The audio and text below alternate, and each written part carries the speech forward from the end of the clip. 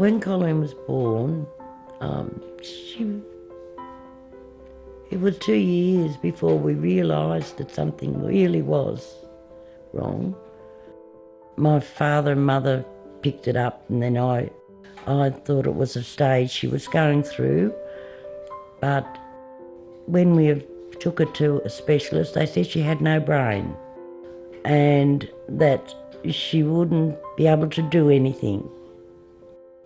She spent her life, her babyhood and her adult life in the care of Kew mental homes because the specialist at that time said it was the best way to go.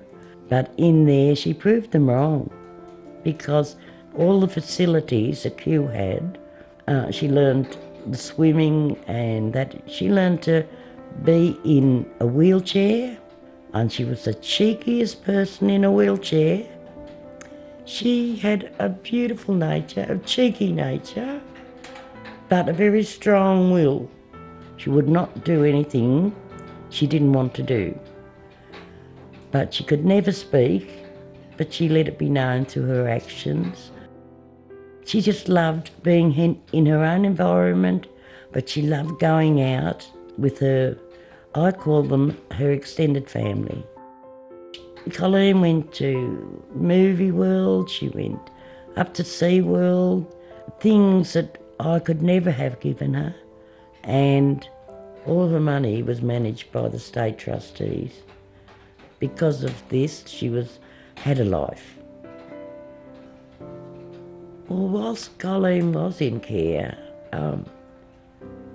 I was aware, I knew that she'd be getting a pension. To me, I thought, well, this paid for her trips, for her clothes and for her upkeep.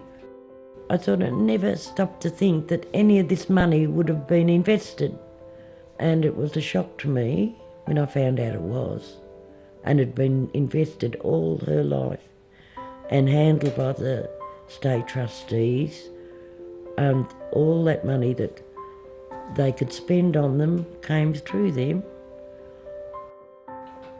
Colleen was 58 when she died. Prior to her birthday, it was pretty hard at that time because you don't expect your child to go first. Because I was on a pension and I never had the money for Colleen, for her funeral expenses, and I didn't know what I was going to do. I had a home and I thought I'll just have to put a mortgage on it. I didn't know what to do because she had to have a funeral.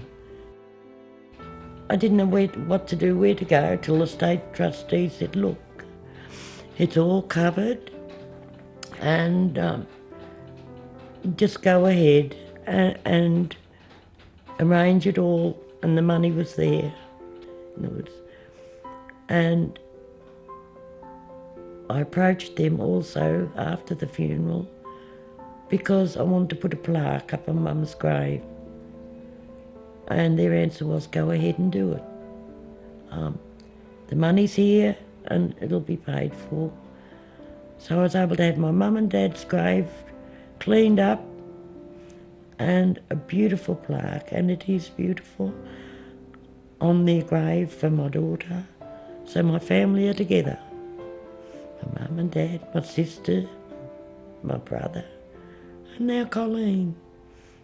And it's thanks to the State Trustees that because they had that money all her life and they invested it wisely, and it was there to be able to do it. And I couldn't have done it without them. Could not have.